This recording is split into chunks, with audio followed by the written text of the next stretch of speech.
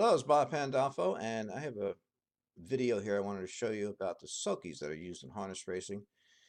Here I have a picture of the old wooden sulky with this is Brett Hanover with Frank Irvin, and this is Trace Tetrick over here. I don't know the name of the horse, but this is a modern day sulky.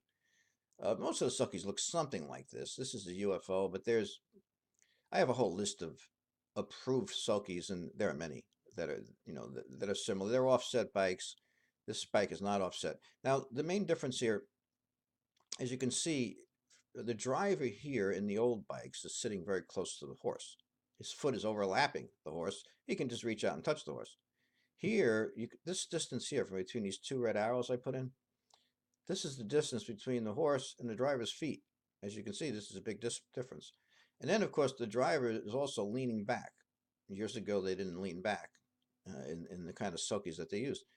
So what this means is that the horses that are in the back, like sitting sixth, seventh, or eighth, they're have to make up. They have to make up a lot more ground because this, when you extrapolate out this distance from here to here, is so much bigger than it used to be.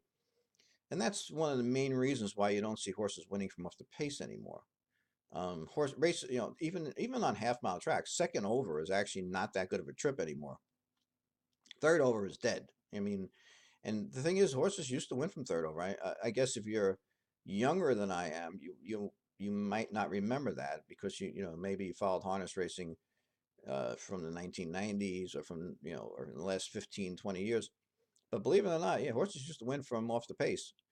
Now, on most half and 5/8 tracks, the racing is dominated by levers. You'll have 8 or 9 wire-to-wire winners in a night, and then 3 pocket winners, for instance. And maybe one horse will win from first over. That's actually pretty common nowadays. Now, the problem with that is there's a number of problems with it. First of all, the outside post, there's a bias now. So, like for instance, on half mile tracks, post 6, 7, and 8 win about half as often as they did years ago. I mean, that's literally a fact. And in 5/8 tracks, the outside posts win less than they used to. In all tracks, they win less than they used to. So what happens is you're disenfranchising the bettors who bet the outside post. So because the way racing was, in these older bikes here, if your horse was sitting seventh, say at the half, even on a half mile track, and he was say third over, you were still excited because you knew that the driver could go 3 wide down the backstretch. But now these bikes are much faster, and the horses on the lead can go a very fast third quarter, like a 27 third quarter. So the drivers don't even try to go 3 wide down the backstretch. Tracks like Northfield Park and Yonkers, they used to have a tremendous, exciting backstretch action. And again, the bettors were excited.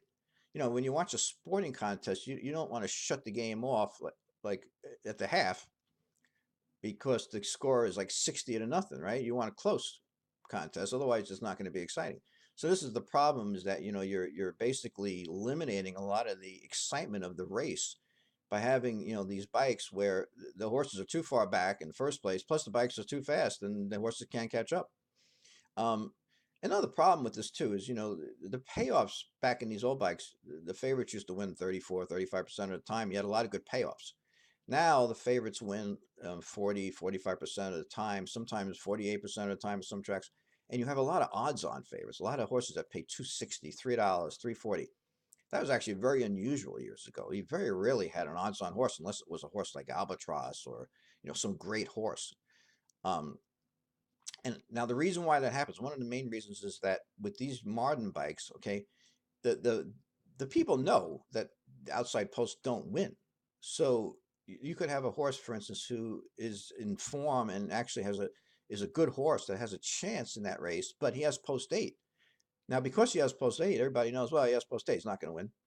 So instead of going off of 4-1, which he would have went off in this bike he goes off at 17-1, right? So what happens is the horse from the inside, would have been 2-1 in this bike, is 3-5 in this bike, because the bettors know, well, you got to bet the inside. So you basically contributing to these short payoffs that you see. So these bikes create a post position bias and a speed bias.